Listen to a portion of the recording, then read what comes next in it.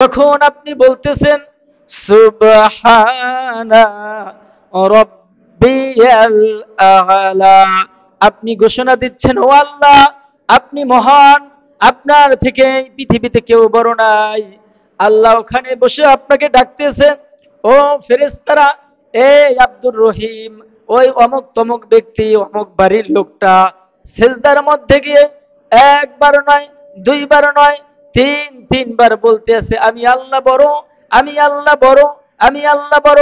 বারবার যে ব্যক্তি এই সিজদায় গিয়ে কপালটা মাটির সঙ্গে মিশিয়ে নিজেকে ছোট করে আমি আল্লাহকে বড়ত্বের ঘোষণা দিচ্ছে, ও ফেরেশতারা তোমরা সাক্ষী থাকো, ওই সমস্ত লোকদেরকে আমি আল্লাহ তাদেরকে মাফ করে দিলাম। কি অবস্থা শুরু হয়েছে বলেন।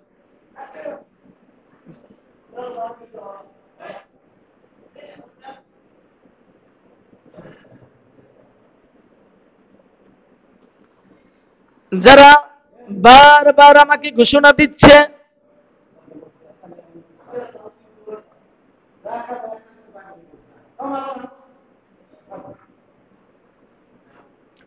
যারা বারবার আমাকে ঘোষণা দিচ্ছে বরত্ব বলে, তোমরা সাক্ষী থেকেও ওই মানুষদেরকে জীবনে যত গুনাহ করেছে আমি আল্লাহ ওদের গুনাহগুলিকে মাফ করে দিলাম। নামাজের ভাই অত্যন্ত গুরুত্ব। আল্লাহর নবী বললেন ফাস্তাশহাদু বিল ঈমান, যারা নামাজ পড়ে ওদেরকে ঈমানের মুমিনের সার্টিফিকেট দিয়ে দাও। অর্থাৎ যারা সমাজের মধ্যে নামাজ পড়ে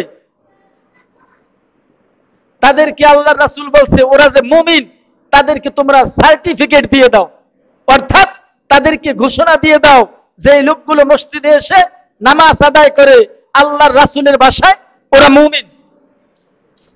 কিন্তু দেখেন আবার আল্লাহ রাব্বুল আলামিন বললেন জীবন হচ্ছে ওয়ান টাইম, একবার যদি চলে যায় আর কখনো ফিরে পাবে না। এজন্য সব সময় ঈমানের পথে থাকবে, সব সময় জিকিরের সাথে সাথে থাকবে, সব সময় আল্লাহকে স্মরণ করবে।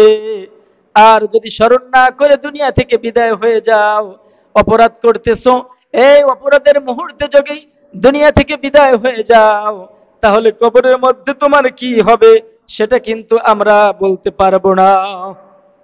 আপনি অপরাধ করতেছেন, সুদের টাকা আনতে এখান থেকে পিংলেকাটি যাচ্ছেন, মাঝপথে গিয়ে ব্রেক হয়ে গেলেন। এখন আপনি কি জন্য পিংলেকাঠি গেছেন, যাইতেছেন, কেউ জানে না। জানে যখন সুদের টাকা আনতে যায় মানুষের কাছে মাইকে বলে যে ভাই আমি সুদের টাকা আনতে যাই, চুপচাপ চলে যায়। আল্লাহ আল্লাহ বললেন লা তাখুযুহু সিনাতুন ওয়ালা নাওম, আমি আল্লাহ ঘুমাইও না, আমি আল্লাহর তন্দ্রাও নাই, নিদ্রাও যাই না, ঘুমাইও না। আমি আল্লাহ তোমার দিকে তাকিয়ে আছি, অপরের দিকে তাকিয়ে আছি, ঢাকাতে যারা থাকে তাদের দিকে তাকিয়ে আছি, আমেরিকাতে যারা থাকে তাদের দিকে তাকিয়ে আছি। দুনিয়ার এক কথায় যে যেখানে আছে কে কি কাজ করতেছে, আমার সন্তুষ্টির লক্ষ্যে করতেছে নাকি দুনিয়ার সন্তুষ্টির লক্ষ্যে করতেছে, আমি তার দিকে তাকিয়ে আছি। এজন্য আপনি যা করবেন আপনাকে বুঝতে হবে দুনিয়ার কোনো মানুষ দেখে না, কিন্তু আল্লাহ আমার হৃদয়ের দিকে তাকিয়ে আছেন। কি ভাই আছেন না? আল্লাহকে আমরা ফাঁকি দিতে পারবো? আমরা যারা মুসলমান, আমরা যে পথেই থাকি, আমরা বিশ্বাস করি না আমি দুনিয়ার যে প্রান্তেই যাই, মাটির নিচে যদি আমি চলে যাই, সেখানেও যদি আমি অপরাধ করি দুনিয়ার কোনো মানুষ দেখবে না, কিন্তু আল্লাহ যে দেখবে, এই বিশ্বাস সকলে আছে না ভাই?